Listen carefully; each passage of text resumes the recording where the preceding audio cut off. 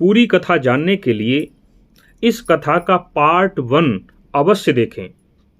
अब हम आगे की कथा सुनाते हैं।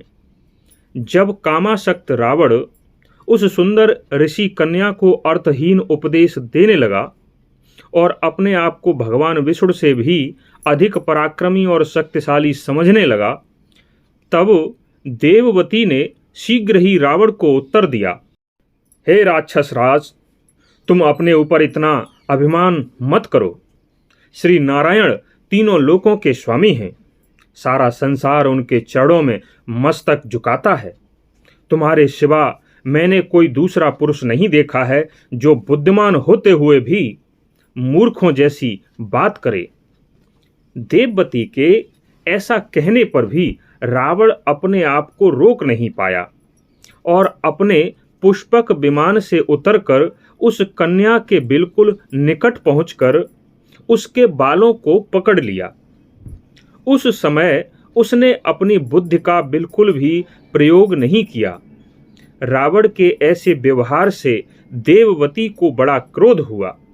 वह क्रोध में इतनी ज्यादा पागल हो गई कि पर पुरुष ने मुझे मेरी इच्छा के बिना कैसे छू लिया।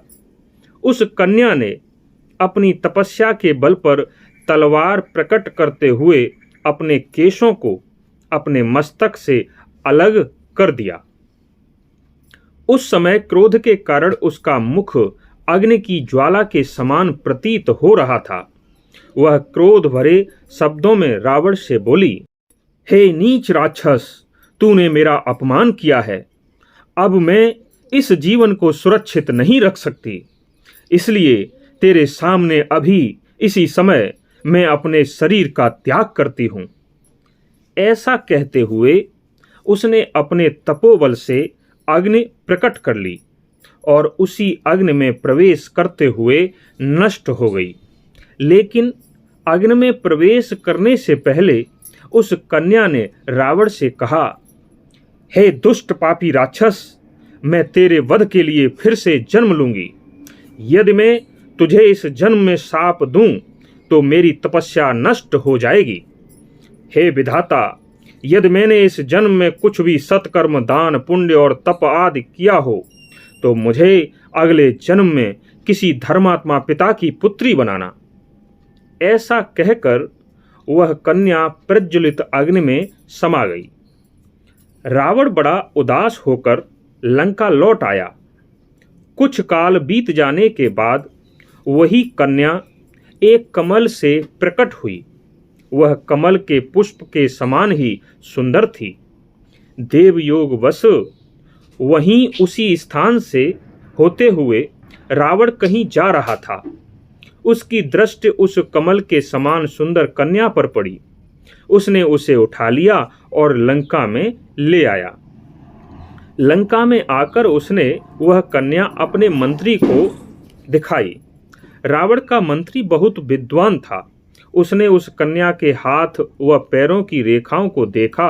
अच्छी तरह देखकर वह मंत्री रावण से बोला, हे लंकापते, इस अत्यंत ही सुंदर कन्या के लक्षण संकेत देते हैं कि यदि यह कन्या लंका में रही या आपके घर रही तो यह आपके वध का ही कारण होगी।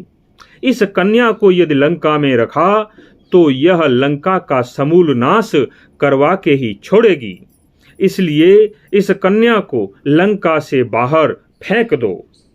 यह सुनकर रावण ने उस कन्या को समुद्र में फेंक दिया।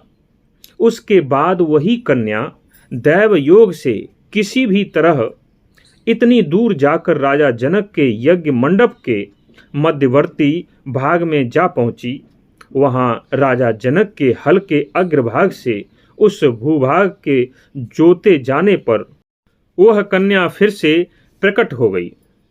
अगस्त जी श्री राम को बताते हुए कहते हैं कि हे अयोध्या के स्वामी, वही देववती इस जन्म में महाराज जनक की पुत्री के रूप में प्रकट हुई, जो कि आपकी पत्नी सीता हैं और आप ही भगवान विष्णु हैं।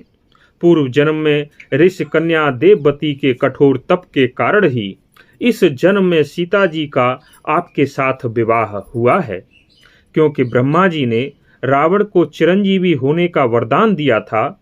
देववती सतयुग में प्रकट हुई थी और इस त्रेता युग में वही देववती सीता जी के रूप में जनक जी की पुत्री सीता जी कहलाईं और आपकी पत्नी बनी।